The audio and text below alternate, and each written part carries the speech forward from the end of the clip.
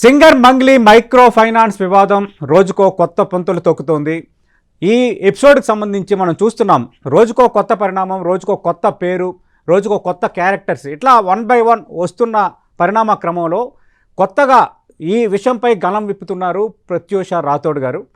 ఎందుకు గళం విప్పాల్సి వచ్చింది? మంగ్లీతో ముందుగానే ఆమెకి పరిచయం ఉందా? ఈ మైక్రో ఫైనాన్స్ వివాదం సంబంధించి ఎందుకు అంత గట్టిగా మాట్లాడాల్సి వస్తుంది? వీటన్నిటికి సంబంధించి మనం మాట్లాడబోతున్నాం. ప్రత్యూష రాథోడ్ గారు 10 TV స్టూడియోలో ఉన్నారు. ప్రత్యూష రాథోడ్ గారు, మేడం, మనం చూస్తున్నాం గత కొద్ది రోజులుగా ఎక్కడ చూసినా మంగ్లీ మైక్రో ఫైనాన్స్ వివాదం, మంగ్లీ వర్సెస్ అడ్వకేట్ సుబ్బు, ఇవే హ్యాష్ ట్యాగ్స్ కూడా నడుస్తున్నాయి. అంటే ఈ వివాదం 2 తెలుగు రాష్ట్రాల్లో అంత ఇంట్రెస్ట్ క్రియేట్ అయిపోయింది. ఎందుకంటే singer Mangli, she's renowned singer, మంచి ఫోక్ సింగర్, బాగా ఫేమస్ అయినారు. ఫస్ట్ నాకేమి సంబంధం లేదన్నారు, లేదా సంబంధాలు ఉన్నాయంటూ కొందరు ఆరోపణలు చేస్తున్నారు. ఒకవైపు దర్యాప్తు కొనసాగుతోంది. కానీ సడన్గా ఇప్పుడు మీ ఎంట్రీ అనేది ఈ ఎపిసోడ్లోకి వచ్చింది. అసలు ఏంటి మీ ప్రొఫైల్ ఏంటి మేడం ప్రత్యూష రాథోడ్ గారు? Thank you. ఫస్ట్ నేను ఒక ఆస్పిరెంట్ అండి. నేను ఒక గ్రూప్ 1 సివిల్ సర్వీసెస్ ఆస్పిరెంట్. కాకపోతే in the state of Telangana we do actively question the government అండి regarding unemployed issues. I'm one among them అనమాట. There are a group of people, I'm one among them.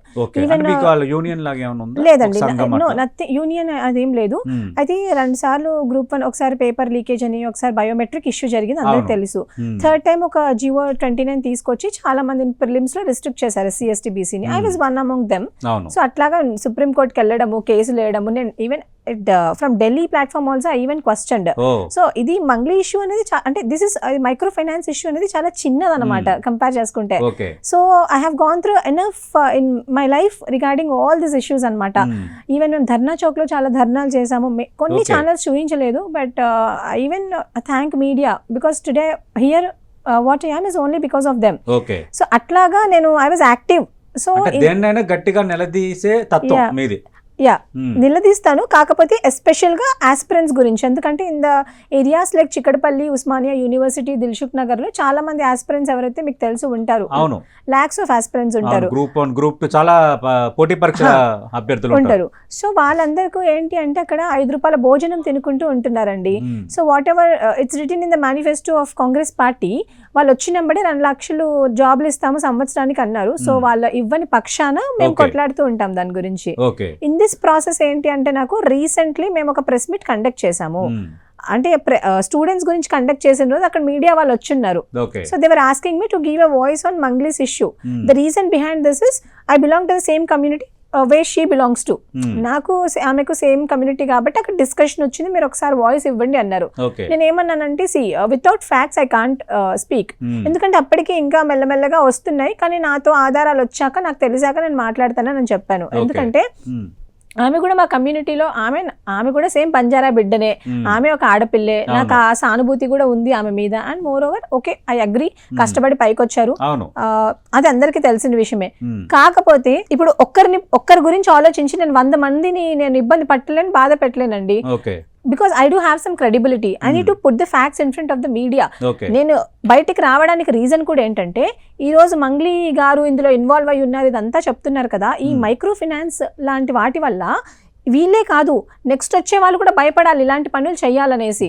So దాని గురించి బయటకు రావడం జరిగింది. నన్ను ఇంకోటి చాలా మంది అంటున్నారు, ఈ రోజు మీరు ప్రెస్ మీట్ కండక్ట్ చేశారు దీని గురించి అని చెప్పి. అట్లేం లేదు, media asked me to speak on this issue. నేను కథ అడగబోతున్నాను. అంటే ఆ రోజు ప్రెస్ మీట్ పెట్టింది దేనికి? అంటే ఈ ఎపిసోడ్ మీద బాధితుల తరపున మాట్లాడటానికా, లేదంటే ఇంకా వేరే ఇష్యూ మీద పెడితే మీడియా ఈ ప్రశ్నలు ఏమైనా సంధించిందా? లేదు, యాక్చువల్గా ఏంటంటే ఆ ముందు రోజే సంపత్ నాయక్ మీకు తెలుసు, he contested from Janasena Wyra నుంచి అనుకో. సో సంపత్ నాయక్ గారు ఏం చేశారు అంటే ఒక ప్రెస్ మీట్ పెట్టారు. అంటే ఆ ముందు రోజు ప్రెస్ మీట్ ముందు రోజు ఆయన మన ఫిలిం ఛాంబర్కి వెళ్ళి మంగ్లీ గారిని టెంపరీలీ మీరు బ్యాన్ చేయండి, ఎందుకంటే ఆమె మీద ఇలాంటి అలిగేషన్స్ వస్తున్నాయని చెప్పారు. ఎందుకంటే he is also in a well renowned position అక్కడ, కాబట్టి ఆయన ఒక కంప్లైంట్ ఇచ్చారు. అయితే నెక్స్ట్ డే వాళ్ళు ప్రెస్ మీట్ ఎందుకు పెట్టారంటే చాలా మంది ఉస్మానియా యూనివర్సిటీ ప్లాట్ఫామ్ నుంచి ప్రెస్ మీట్స్ పెట్టి అంటే మంగ్లీ గారికి సంబంధం లేదు, వాళ్ళ కుటుంబాన్ని మీరు కావాలని, కొంతమంది వాళ్ళ కుటుంబాన్ని కావాలని టార్గెట్ చేస్తున్నారు, ఓకే అని చెప్పి అన్నారు. వాళ్ళు కూడా అన్నారు ఓకే ఇప్పుడు బాధితులు ఉన్నారండి, మేము ఏం రిక్వెస్ట్ చేస్తున్నామంటే బాధితుల పక్షాన మీరు ప్రెస్ మీట్ పెట్టండి, మంగ్లీ గారి కుటుంబాలు మాత్రమే కాదు, నష్టపోయింది కూడా మా గిరిజనులే, మీరు ఎంతసేపు ప్రెస్ మీట్ పెడుతున్నారు కానీ దీన్ని ప్రాపర్ గా మీరు కన్వే చేయట్లేదు అండ్ మోర్ ఓవర్ ఏంటంటే ఎవరైతే బాధితులు ఉన్నారో వాళ్ళని సర్చ్ ఆపరేషన్ చేసి వాళ్ళు అసలు ఎక్కడున్నారు, ఏం చేస్తున్నారు తీసుకొని వచ్చే ప్రయత్నాన్ని వీళ్ళు చేయలేదు. ఎంతసేపు మంగ్లీ గారి కుటుంబం అని అంటున్నారు. అంటే the stressing this topic more Mangli గారి కుటుంబం అని చెప్పేసి, whereas they are not talking about those. ఇందులో వేరే వాళ్ళు ఉన్నారు కదా బాధితులు, వాళ్ళ గురించి మాట్లాడట్లేదు. సో దాని గురించి సంపత్ గారు ప్రెస్ మీట్ పెట్టారు. కానీ ఇదే ప్లాట్ఫామ్ నుంచి నేను చెప్తున్నా, సంపత్ గారు నన్ను ప్రెస్ మీట్ కి ఇన్వైట్ చేయలేదు. ఆ రోజు నన్ను మీడియా ఇన్వైట్ చేసింది. అంటే మీడియా చెప్తే, అంటే media wanted to take a byte from మీ అండి. సో నేనేం చేశానంటే సరే అది ప్రెస్ మీట్ ఉంది కదా అని అక్కడికి వెళ్ళాను. వెళ్ళాక బేసికలీ ఐ జస్ట్ వాంట్, అంటే దీన్ని మీరు ఇంకా హైలైట్ చేయండి, ఎందుకంటే నేను మంగ్లీ గారికి కాల్ చెయ్యలేదండి ఆ రోజు. సో మంగ్లీ గారే నాకు 2 సార్లు కాల్ చేసి కాల్ మీ అని పెట్టారు. మేబీ సమ్ అర్జెంట్ అనుకున్నా, నేను ఏదైనా అర్జెంట్ ఉండొచ్చేమో అనుకున్నాను. ఇంకోటి ఆల్రెడీ మంగ్లీ నంబర్ మీ దగ్గర ఉందా? పరిచయం ఉంది ఇద్దరికి? పరిచయం అంటే పెద్ద పరిచయం ఏం కాదు, నేను ఇప్పటి వరకు అయితే ఎప్పుడు ఆమెను కలవలేదు. సో నా కమ్యూనిటీ ఫోన్ లో మాట్లాడుకున్నంత నేను ఆమెతో ఒక 2-3 టైమ్స్ మాట్లాడానండి అంతే. అది కూడా ఏంటంటే క్యాజువల్ గా, ఇప్పుడు ఆమె అక్క అని అందరూ ఎలా మాట్లాడతారో నేను అలానే మాట్లాడాను. అది కూడా ఏంటంటే ఒకసారి తను ట్విట్టర్ లో ఒక అలిగేషన్ వచ్చింది, సోషల్ మీడియాలో అలిగేషన్ వచ్చింది, ఆంధ్రాలో పాట పాడారు తను అని చెప్పేసి ఒక ప్రోగ్రామ్ లో. అలిగేషన్ విషయం అప్పుడు నేను ఫోన్ చేశాను అనమాట, అక్క ఇలా అలిగేషన్ వస్తుంది కదా, I think you have to respond on this, even like from your Instagram platform or Twitter platform or at least you should give a voice. అప్పుడు అక్క అన్నారు, నేను సెలబ్రిటీని కదా, నేను మాట్లాడలేను, మీరే మాట్లాడాలి. అప్పుడు అక్క గిరిజన కార్డు వాడారు. ఓకే, అంతకు ముందు ఒకసారి అక్కకు బర్త్డే అప్పుడు కూడా డ్రగ్స్ కేసు అని ఉంది కదా, అప్పుడు గిరిజన కార్డు వాడారు. అప్పుడు గిరిజన కార్డు వాడారు, అప్పుడు మీకు బంజారా కార్డు వాడారు, అప్పుడు మీకు మేము గుర్తొచ్చాము. మళ్ళీ మొన్న ఒకసారి అది చెప్పాను కదా ఆంధ్రాలో, అప్పుడు వాడారు. ఇప్పుడు మళ్ళీ ఈ విషయం వచ్చేసరికి తను ఏదో స్టేటస్ పెట్టుకున్నారు, పెడితే నేను అన్నా నాకు డోంట్ వరీ, కురుక్షేత్రం కూడా ఇలానే జరిగింది, న్యాయం అనేది గెలుస్తుంది, మీరేం టెన్షన్ పడకండి. అప్పటికి నాకు తెలియదు కదా ఇదంతా. చేశాను. అది that was last call, it was on March 25th అండి. సో నేను మాట్లాడింది కూడా అంతే. అప్పుడు కూడా అన్నారు, నేను సెలబ్రిటీని, నేను బయటకు వచ్చి మాట్లాడలేను, మీడియా నన్ను గుచ్చి ప్రశ్నలు అడుగుతుంది, సో నేను మాట్లాడలేను అని అన్నారు. సో నాకు దీనికి సంబంధం లేదు, ఎవరో సుబ్బు అంట ఆయన కావాలని చేస్తున్నాడు, ఫేమ్ కోసము, బిగ్ బాస్ కోసం, అలా ఇలా అని. అంటే she try to tell that she is right, అంటే she have not done any crime, she is not part of it అన్నట్టు చెప్పారు. సో నేను అవన్నీ ఎందుకు బయటకు చెప్పడం అని నేను ఎవరికి చెప్పలేదు, ఎందుకంటే దెన్ ఆ పర్టికులర్ డేనే, అదే రోజు ఆ ప్రెస్ మీట్ జరుగుతున్న రోజు ఆమె నాకు ఫోన్ చేశారు. ఆమె నాకే కాదండి, నా కమ్యూనిటీలో అందరికి ఫోన్ చేస్తారు.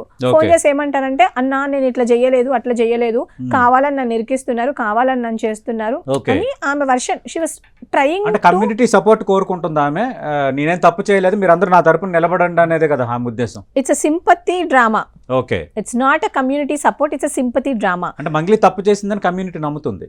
కమ్యూనిటీ నమ్ముతుంది కాదండి, బాధితులు అందుకే కదా బయటకు వచ్చారు. ఇన్ని రోజులు నమ్మలేదు, కానీ నిన్న బాధితులు బయటకు వచ్చారు. నేను నా కమ్యూనిటీని కూడా, ఇప్పుడు నా జాతిని కూడా నేను ఈ రోజు ఒకటే కోరుకుంటున్నా, బాధితుల్లో బంజారా కమ్యూనిటీ వాళ్ళు 80% వాళ్ళే ఉన్నారు. 80% వాళ్ళు. ఎందుకో కూడా చెప్తాను నేను మీకు.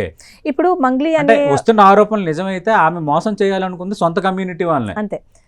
ఆమె ఎదిగిందే సొంత కమ్యూనిటీని పట్టుకొని, మళ్ళీ అదే కమ్యూనిటీ నుంచి ఇప్పుడు మంగ్లీ గారి పేరు అందరూ ఎందుకు నమ్ముతారండి, మీరే చెప్పండి. ఇప్పుడు వేరే కమ్యూనిటీ వాళ్ళకంటే ఎక్కువ అంటే ఉంటది కదా, ఆ ఫీలింగ్ కూడా ఉంటది చాలా మందికి. ఆమె ఆమె చూస్తున్నారు కాబట్టి నిజంగా అలా అనుకొని చాలా మంది మా బిడ్డే కదా, నిజమేనేమో అని అనుకొని డబ్బులు పెట్టుకుంటూ అంటే ఇక్కడ మంగ్లీ గారికి సంబంధం ఉంది అని నేను ఫస్ట్ రోజు కూడా చెప్పలేదు. ఆ రోజు తను ఫోన్ చేశారు, ప్రెస్ మీట్ జరుగుతుంది కూడా ఆమె గురించే. తను ఫోన్ చేసినందుకు నేను తన ఫోన్ ఎత్తాల్సి వచ్చింది. అది కాల్ మీ అంటే మేబీ ఇంకా నాతో ఇంకా కూడా ఉన్నాయండి ఆ మెసేజెస్, నేను మీ ఛానల్ కూడా చూపిస్తాను. ఎందుకంటే ఈరోజు చాలా మంది పిచ్చి మాటలు బాగా మాట్లాడుతున్నారు బయట.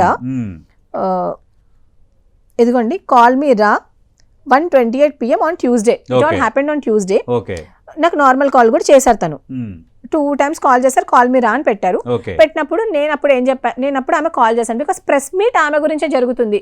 తను నన్ను మాట్లాడనించకుండా తను ఏమన్నారు అంటే, మీకు తిరుమలేష్ అనే పర్సన్ తెలుసా అని అడిగారు అని ఒక స్టేట్మెంట్ కూడా పాస్ చేశారు. ఓకే, వెంటనే సంపత్ ఆయన ఫోన్ తీసుకోగానే కాల్ కట్ చేశారు. అవును, అసలు ఎవరు తిరుమలేష్? తిరుమలేష్ అనే పర్సన్ నాకు అప్పటి వరకు ఏం తెలియదండి, ఆయన ఎవరో కూడా నాకు తెలియదు తిరుమలేష్ అనే పర్సన్. ఇంకొకటి, సంపత్ నాయక్ ఫోన్ తీసుకున్నప్పుడే ఫోన్ కట్ చేశారు. సంపత్ నాయక్ గారు అడిగింది ఏంటి, అమ్మ మంగ్లీ నేను సంపత్ అన్నా అన్నారు, సంపత్ భియా అంటే సంపత్ నాయక్ గారితో నువ్వు ఎందుకు మాట్లాడలేదు తను ఏం అడిగే వాళ్ళు ఇప్పుడు ప్రెస్ లైవ్ నడుస్తుంది, ఓకే మీరేం చెప్పాలి లైవ్ నడుస్తున్నప్పుడు? For example he was about to ask a question, Mangli నీ మీద ఇలా ఆరోపణలు వస్తున్నాయమ్మా, నువ్వు మాకెందుకు ఇండివిజువల్ గా ఫోన్ చేస్తున్నావు, ఎట్లాగో లైవ్ లో ఉంది కదా ప్రపంచానికి జనాలకు తెలిసేలాగా చెప్పు అని చెప్పి పెట్టారండి. అప్పుడు మంగ్లీ గారు ఏం చేయాలి? ఫోన్ ఎందుకు కట్ చేయాలి? సరే కట్ చేసాం అనుకో, మళ్ళీ ఒకసారి ఫోన్ చేయొచ్చుగా, ఫోన్ చేసి చెప్పొచ్చుగా, మాట్లాడొచ్చుగా. ఏం దాస్తున్నారు మీరు అసలు ఎంతసేపు? నేను సిపి సంపత్ నాయక్ మంగ్లీకి అంతకుముందు వివాదాలు ఏమైనా ఉన్నాయా? కొంచెం డిఫరెన్సెస్ గానీ గ్యాప్ గానీ?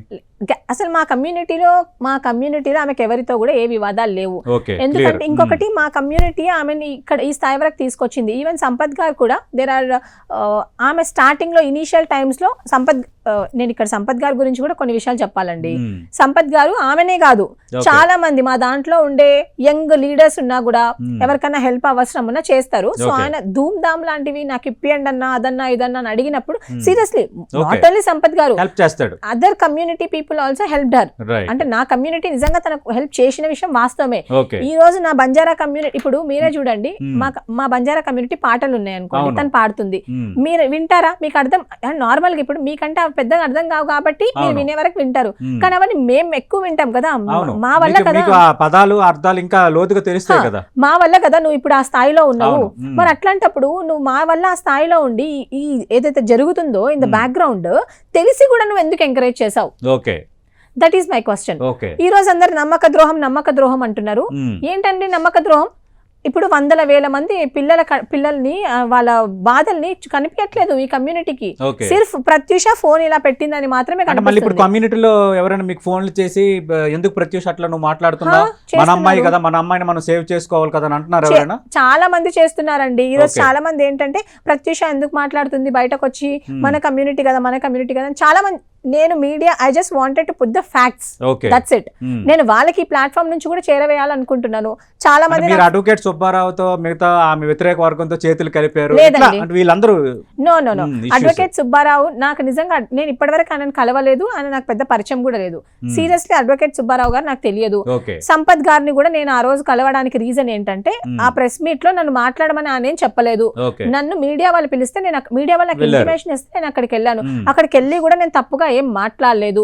నేనేమడిగాను, నా బంజారా జాతిలో ఎవరైతే ఈ బంజారా బిడ్డలకు సపోర్ట్ చేయకుండా సిర్ఫ్ మంగ్లీ గారి గురించే మాట్లాడుతున్నారో వాళ్ళని ముందు కమ్యూనిటీ నుంచి బాయ్కాట్ చేయండి అని అన్నాను. అది చెయ్యమనడానికి రీజన్ కూడా ఏంటంటే ఈ రోజు మంగ్లీ గారి ఇష్యూ మాత్రమే కాదండి. ఈ రోజు మీరు చూసినట్టయితే GO 29 వల్ల మన పిల్లలు ఉన్నారు, GO 46 వల్ల ఎస్ఐ కానిస్టేబుల్ వాళ్ళు ఆల్మోస్ట్ ఒక 80% of them who last this వాళ్ళు మా వాళ్ళే ఉన్నారు, మన బంజారా బిడ్డలే ఉన్నారు. ఇదే దిల్సుఖ్ నగర్, అశోక్ నగర్ లో, చిక్కడపల్లిలలో మన బంజారా బిడ్డలు ఉన్నారు. ఇదే దిల్సుఖ్ నగర్ లో అండి ఈ రోజు జాబులు రాక 80% students belong to my own community.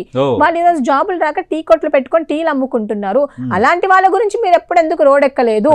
మొన్న రీసెంట్ గా ఒక అబ్బాయి ఉస్మానియా మెడికల్ లైక్ కాలేజ్ లో ఒక అబ్బాయి చనిపోయాడు, పీజీ స్టూడెంట్ చనిపోయాడు. మరి అలాంటి వాళ్ళ గురించి కేవలం సంపత్ నాయక్, అశోక్ రాథోడ్ లాంటి వాళ్ళే ఉన్నారా మన జాతిలో, నా కమ్యూనిటీలో? వాళ్ళు మాత్రమే క్వశ్చన్ చేయాలా? మీరు క్వశ్చన్ చేయరా? కనీసం వాళ్ళకి నష్టపరిహారం కోసం ఒక ప్రెస్ మీట్ పెట్టారా?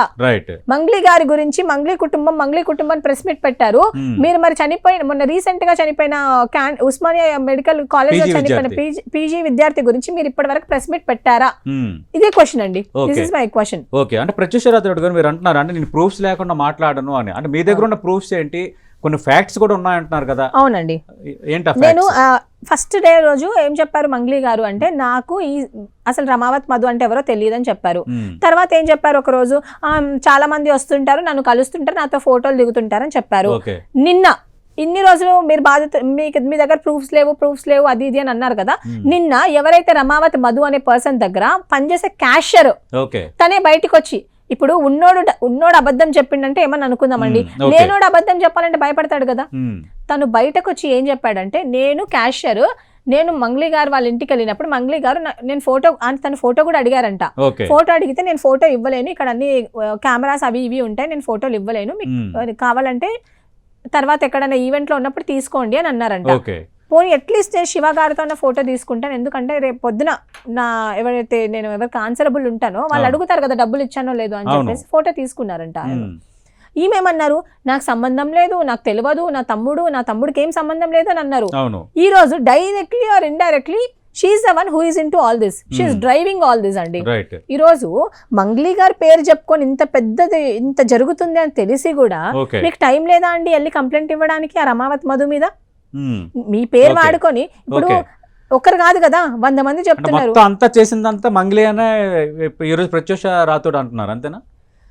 నేను ఒకటి చెప్తున్నా అండి, మొత్తం చేసింది మంగ్లీ అలా అనట్లేదు. Okay. What I want to tell is అంటే ఆమె డ్రైవ్ చేసిందంటే దాని అర్థం అదే, మొత్తం లీడ్ చేసిందనే కదా. Though knowing Okay. She knows everything. Right. తెలిసి కూడా నువ్వు ఎందుకు ఎంకరేజ్ అదే చేసావు? తప్పు జరుగుతుందని తెలుసు అయినా కూడా మంగ్లీ అది ఎంకరేజ్ పెద్ద చేసింది. పాపం కదండి. ఇప్పుడు బంజారా బిడ్డలకు తప్పు ఇంకొకటి, this is not an allegation. Right. ఎవరైతే ఆయన ఉన్నారో వచ్చారు కదా నిన్న క్యాషియర్ తను చెప్తున్నారు, మంగ్లీ గారు రమావత్ మధు వాళ్ళ ఇంటికి 3 సార్లు వచ్చారన్న, నేను 2-3 సార్లు చూశాను, నా కళ్ళ ముందే చూశాను మంగ్లీ అక్కని, కావాలంటే ఆమెను పిలవండి డిబేట్ కి, ఆమెను ప్రెస్ మీట్ కి పిలవండి అన్న, నేను మాట్లాడతాను అని అంటున్నాడు. ఒక పేద బిడ్డ, 30 లక్షలు పెట్టిన పేద బిడ్డ, వాడెందుకు బయటకు వచ్చి చెప్తాడు? రేపు పొద్దున వాడిని చంపేస్తారు నరికేస్తారని వాడి భయం ఉంటది కదా, వాడెందుకు అబద్ధాలు చెప్తాడు చెప్పండి మీరు? ఈ రోజు ఆయన వచ్చి బయట చెప్తున్నారు, దీనికి మంగ్లీ గారు ఏం ఆన్సర్ చెప్తారు? దీనికి కూడా నాకు సంబంధం లేదు, నాకు సంబంధం లేదంటారా? ఓకే. అంటే ఇప్పుడు ఇక్కడ మంగ్లీకి సంబంధించి మొత్తం ఈ ఫ్యాక్ట్స్ అన్ని మీరు వెరిఫై చేసుకుంటూ వస్తున్నారు కదా, మీ అంచనా ఏంటంటే ఎన్ని కోట్ల స్కామ్ జరిగిందని? నేను నిన్న కొంతమందినే చూసానండి. ఆ కొంతమందిలోనే చాలా మంది, ఒకరేమో 70 lakhs, ఒకరేమో 40 lakhs, ఒకరేమో 50 lakhs పెట్టుకుంటూ పోయారు. అందులో కొంతమంది 3-4 కోట్లు కూడా పెట్టారు.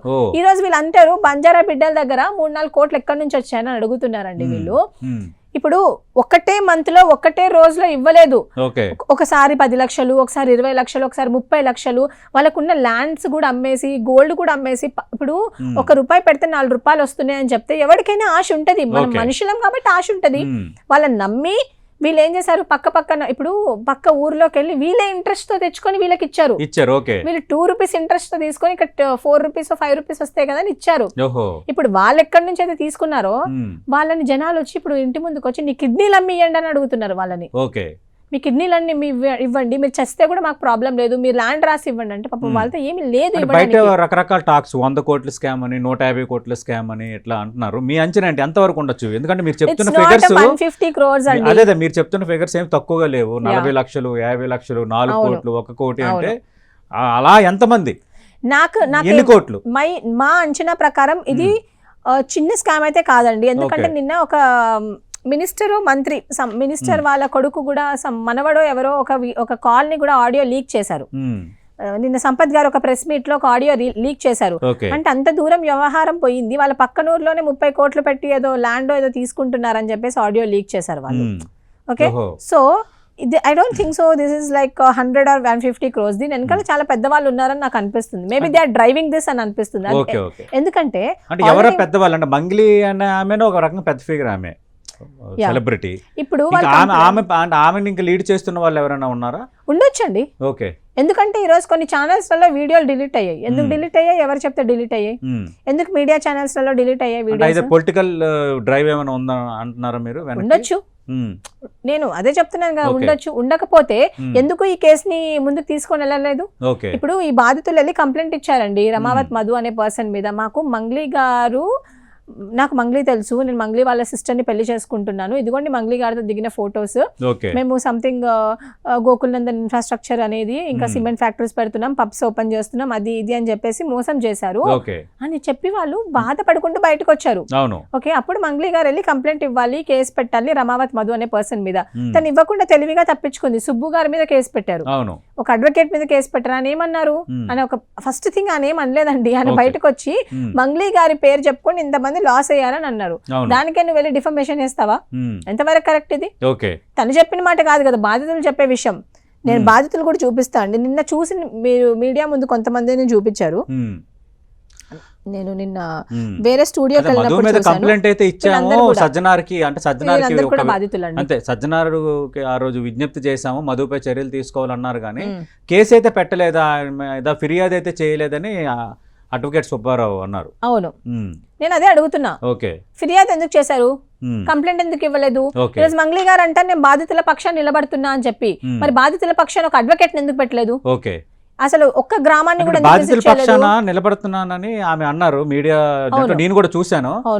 ఆమె ఆ ప్రకటన చేసిన తర్వాత బాధితులను ఎవరినైనా తన ఇంటికి పిలిపించుకోవటం కానీ లేదంటే బాధితులు ఎవరు వివరాలు లేదు. సేకరించడం కానీ అవి ఏమైనా చేశారా? ఆమె చేయలేదు. ఈ రోజు కేవలం మీడియా మాత్రమే గ్రౌండ్ రిపోర్ట్ వెళ్ళి మీడియా వాళ్ళు మాత్రమే వెళ్ళి అక్కడ ఎవరెవరైతే బాధితులు వివరాలు తీసుకొస్తున్నారు కానీ తిని చేసింది ఏమీ లేదు.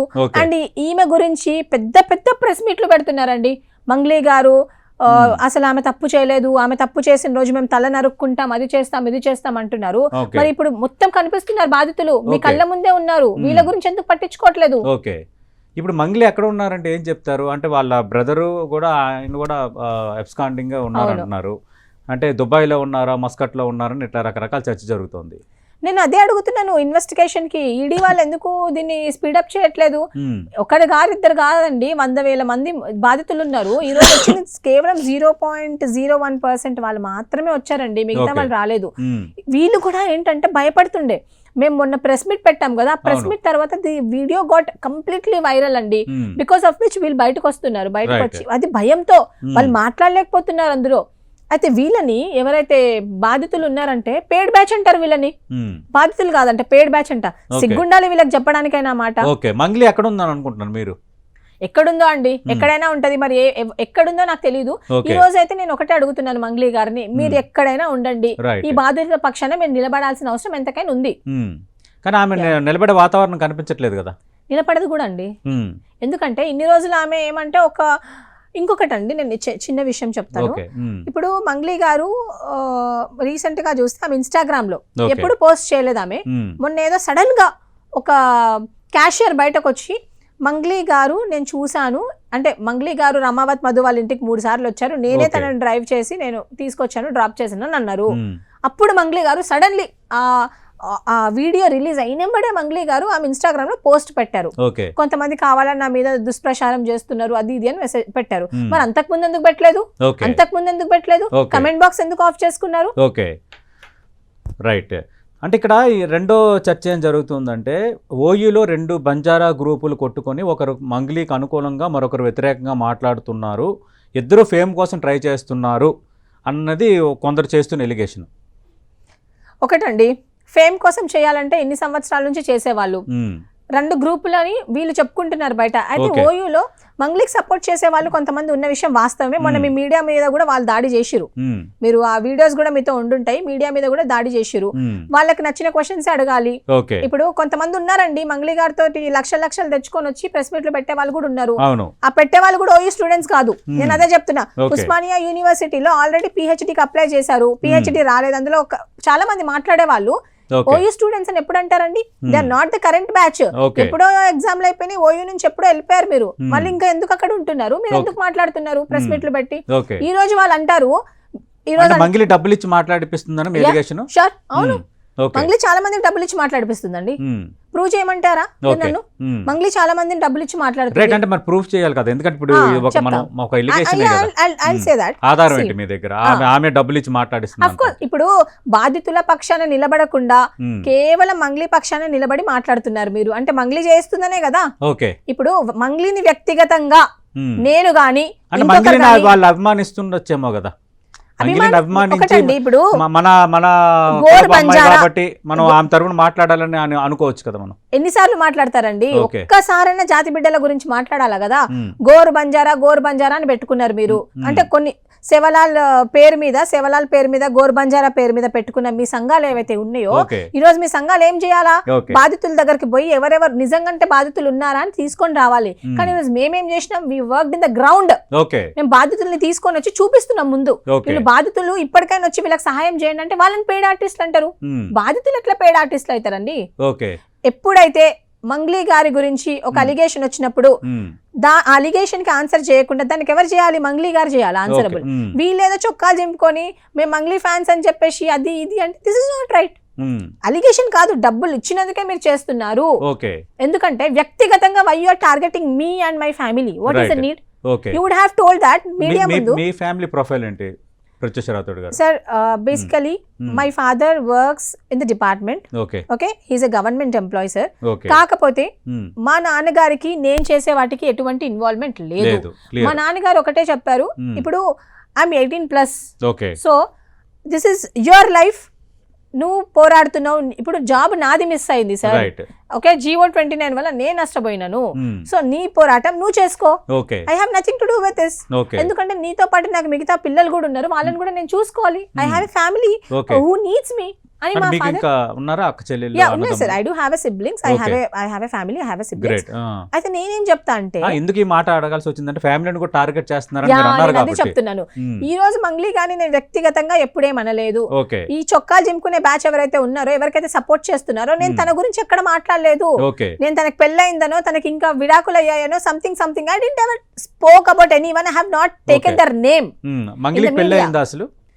అది మీ అన్ని మీడియా కథనాలు చూపిస్తాయి వచ్చే కమింగ్ డేస్. కాదు అంటే మీకేం తెలుసు? ఎందుకంటే మీరు కొంచెం same I don't want to cast. Comment it sir, I don't want to comment it. ఎందుకంటే సి వాళ్ళు నీతి తప్పారని చెప్పేసి నేను నీతి తప్పను, I don't want to comment it, I don't want to comment on any one's name sir.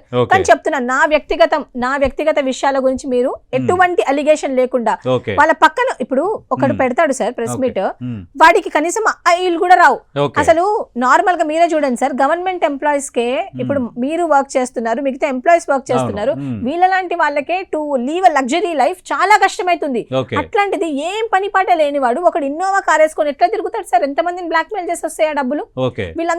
వీళ్ళందరికి ఎవరు support చేస్తే, ఎవరో ఒక 5 రూపాయలు 100 రూపాయలు 1000 రూపాయలు ఇచ్చి తీసుకొని వచ్చి కూర్చోపెట్టి ప్రత్యూష గురించి అలిగేషన్స్ చేసేసి they are trying to divert the whole topic. యూస్ ప్రత్యూషని మీడియా చూపిస్తుంది కాబట్టి they are trying to divert the whole topic.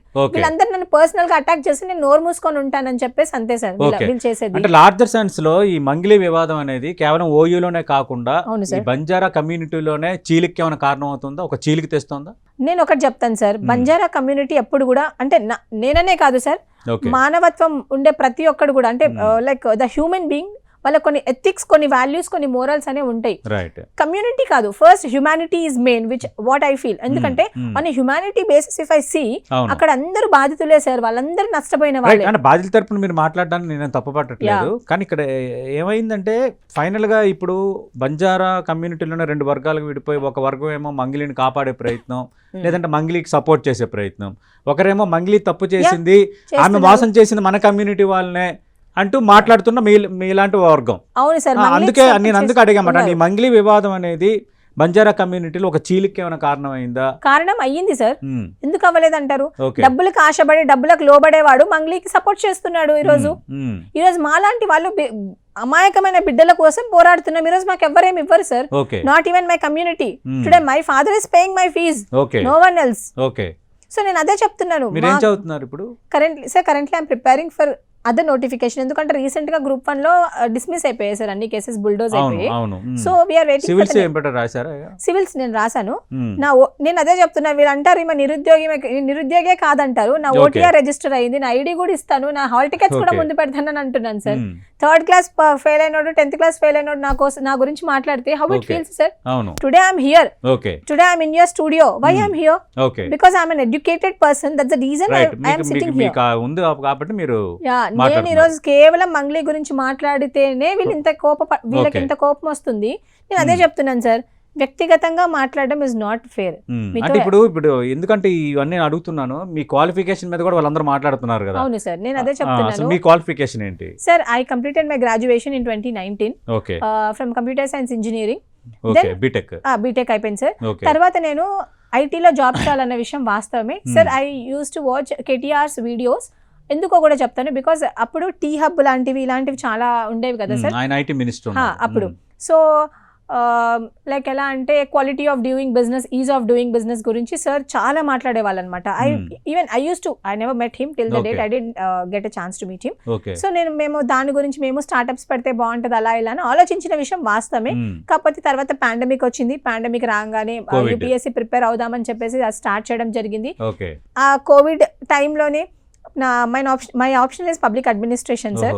అది కూడా నేను ఒక well reputed teacher Ramarao sir గారు అని ఉంటారు. Currently I think he's working in NTR trust Bhavan now. Was a well known person. I need to thank him also. ఎందుకంటే today so నేను తర్వాత వి ప్రిపేర్డ్ ఫర్ గ్రూప్ 1. ఎందుకంటే తెలంగాణలో BRS గవర్నమెంట్ అంటే వాళ్ళు పదవిలో నుంచి దిగిపోయే టైంకి వాళ్ళు నోటిఫికేషన్స్ ఇవ్వడం జరిగింది. So it's loop sir, it took like almost 3 to 4-5 years. అవి కూడా గందరగోళాల మధ్య నడిచింది, అది 3-4 years ఇందులోనే వేస్ట్ అయిపోయింది సార్. ఇప్పుడు ఆ కేసెస్ అన్ని బుల్డోజ్ అయిపోయాయి. Currently we are waiting for the next notification and even fighting for that. ఈ ప్రాసెస్ లోనే ఈ మంగ్లీ ఇష్యూ మాట్లాడడానికి రీజన్ ఏంటంటే సార్, ఒక మనిషి కాబట్టి మనిషికి మానవత్వం ఉంటది. పాప మా పిల్లలు కూడా, అందులో చాలా మంది నా ఏజ్ ఉన్న ఆడపిల్లల తండ్రులు చనిపోయారు, డబ్బులు ఇన్వెస్ట్ చేసి చనిపోయిన వాళ్ళు ఉన్నారు. That's the reason I have to talk. నేనేదో ఈ రోజు మాట్లాడినా అని చెప్పేసి.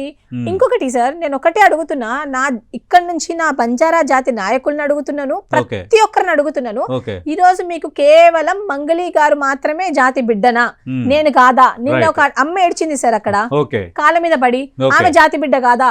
ఈ రోజు నా మీద ఇన్ని అలిగేషన్స్ చేస్తున్నారు, మరి ఎందుకు బయటకు వచ్చి ప్రెస్ మీట్ పెట్టట్లేదు, ఎందుకు మాట్లాడట్లేదు? Will you prove that?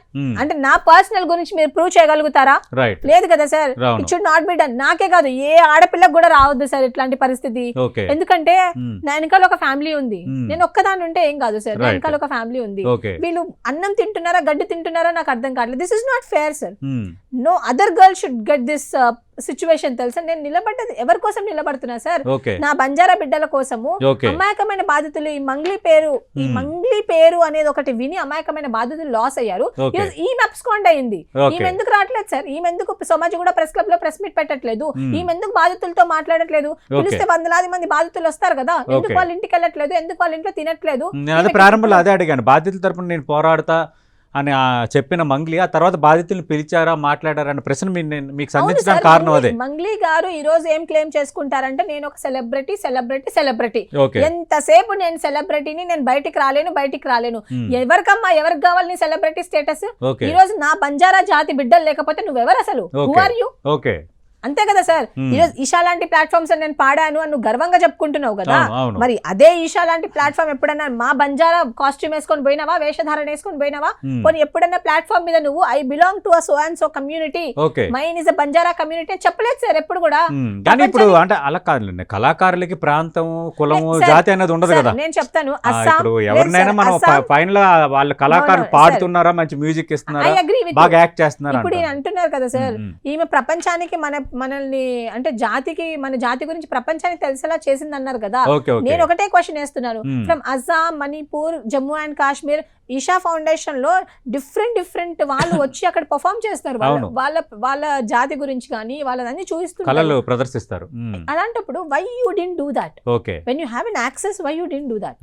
అంటే ప్రత్యూష రాథోడ్ కనిపించినంత సాఫ్ట్ కాదు, ఆమె మీద కేసులు అయ్యాయి, ఎఫ్ఐఆర్లు ఉన్నాయి, ఇది మీ మీద ఉన్న ఇంకో ఎలిగేషన్. నిజంగా ఎప్పుడైనా కేసులు గట్ట అయ్యాయా, ఇష్యూస్ ఉన్నాయా? One thing sir, whatever it's my personal case అంటే ఏ case, but I'm asking them, నా కేసుతో మంగ్లీ గారికి ఏంటి సంబంధం? నేను ఇప్పటి వరకు ఎవరిని మోసం చేయలేదు sir. You are asking about the case. I did not, నేను ఎవరిని మోసం చేయలేదు, నేను ఎవరిని ఏం చేయలేదు. The case is also in the quash. Sir నేనైతే చెప్తున్నాను, నా వ్యక్తిగతంగా కుల ధృవీకరణకు సంబంధించి ఏమైనా మీ మీద కేసు ఉందా? లేదు sir. No I belong to the ST Banjara community. ఎందుకంటే ఇష్యూ పదే అది కూడా మాట్లాడుతున్నారు కాబట్టి ఆమె మీద ఎఫ్ఐఆర్ ఉన్న కేసు. సార్ నా మీద ఎఫ్ఐఆర్ ఉంది, కేసు ఉంది, అది అని అంటున్నారు. నేను ఒకటే చెప్తాను, నా మీద it's my personal issue sir. It's all about my personal issue. Today I am here. I do have credibility because I have not taken 1 rupee from any leader. I'm doing this voluntarily. I came forward voluntarily only for the sake of those people who are suffering. మా father ఒక word చెప్పారు sir నాకు, నువ్వు పుట్టినప్పుడు నేను మీ అమ్మగారు ఇద్దరమే ఉన్నాము, రేపు నువ్వు చనిపోయినప్పుడు నీకంటే ముందు మాకేమైనా అయిపోవచ్చేమో. You should not become alone. So at least maintain 10 people around you, so that నువ్వు ఒక అనాథ శవం అయిపోవు అని చెప్పారు. That is the only thing which I'm following till the date.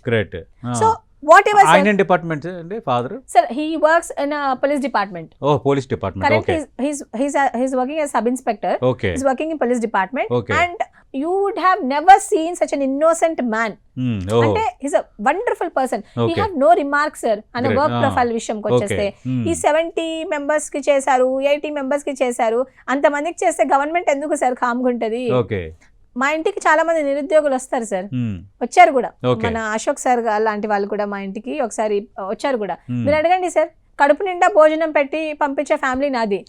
ఈ రోజు కేసులు అయ్యాయి, you have nothing to do with it. Talk about the what is the situation now you need to speak on Mangli's issue not on me. Okay, నేను మంగ్లీ గారు ఏం చేశారు అనే దాని గురించి మాట్లాడితే మీరు నన్ను ఎందుకు టార్గెట్ చేస్తున్నారు? What is the need? Okay, I belong to the same community which she do belong now. Okay, నేను అదే అడుగుతున్నాను, నా జాతి బిడ్డలను యాక్టివ్ కూడా ఉన్నారు, అడుగుతున్నాను. ఇంత బాధిత తరపున పోరాటానికి సిద్ధమవుతున్నారు, తర్వాత గ్రూప్ 1 అభ్యర్థులు అవును సార్. వాళ్ళ తరపున పోరాటానికి సిద్ధమవుతున్నారు. అంటే పాలిటిక్స్ లోకి వచ్చే ఇంట్రెస్ట్ ఉందా? అలాంటి ఆలోచనలు ఏమైనా ఉన్నాయా? లేదు సార్, అలా అనుకోని అయితే నేను రాలేదు. I don't know what is the destiny. ఇలాంటి పోరాటాల ద్వారా నాయకులే కదా తర్వాత they become politicians, some what voice గా మారుతారు. మేబీ ఉండొచ్చు sir, but you know nothing is in our hands. We need to go. ప్రకృతి మనం ఎటు నడిపిస్తుందో మనం అటు వెళ్ళిపోవాలి సార్. నేను అనుకోలేదు మంగ్లీ గారి గురించి. ఆ రోజు ఆమె ఫోన్ చేసింది, అనవసరంగా ఆ వీడియో అయ్యింది. సో ఇంకొకటి, తను ఫోన్ చేసింది కాబట్టి ఈ రోజు ఈ విషయం ఏదైతే ఉందో it came in to the lime light. Right, thank you Pratyusha Rathod గారు. ప్రత్యూష రాథోడ్ క్లియర్ కట్ గా ఉన్నారు. నా పైన కేసులు అయ్యాయా, ఎఫ్ఐఆర్ అయ్యాయా అవన్నది నా పర్సనల్ థింగ్స్ కావాలనే టార్గెట్ చేస్తున్నారు. నా లైఫ్ కానీ మా ఫాదర్ లైఫ్ కానీ మొత్తం అదంతా ఒక తెరిచిన పుస్తకం లాంటిది. నేను బాధితుల తరపున మాట్లాడుతున్నాను. మంగ్లీకి వ్యతిరేకంగా అదే కులంలో పుట్టి ఏ విధంగా మాట్లాడతావు, ఏ నోరు పెట్టుకొని మాట్లాడతావని ప్రశ్నిస్తున్న వాళ్ళకి ప్రత్యూష రాథోడ్ సంధిస్తున్న ఏకైక ప్రశ్న, సూటి ప్రశ్న, మంగ్లీ చేతిలో మోసపోయారని. అంటే దాని మీద దర్యాప్తు జరుగుతుంది కాబట్టి ఈ బాధితులు ఎవరైతే ఉన్నారో వాళ్ళు 80% బంజారా కమ్యూనిటీకి చెందిన వాళ్ళే. మరి వాళ్ళ తరపున ఎవరు వాయిస్ అవ్వాలి అన్నదే నా ప్రశ్న, నా మోటో అని ప్రత్యూష రాథోడ్ అంటున్నారు. చూద్దాం మరి ఈ ఎపిసోడ్ ఎంతవరకు వెళ్తోంది. అటు మంగ్లీకి తెలిసే అంతా జరిగింది అని ప్రత్యూష రాథోడ్ అంటున్నారు కాబట్టి రేపొద్దున అదే నిజం కాబోతుందా, అసలు ఇంకా కొత్త విషయాలు ఏమైనా బయటికి రాబోతున్నాయి ఈ ఎపిసోడ్కి సంబంధించి? Let us wait and see. ఇది 10 TV పోస్ట్ మార్టం.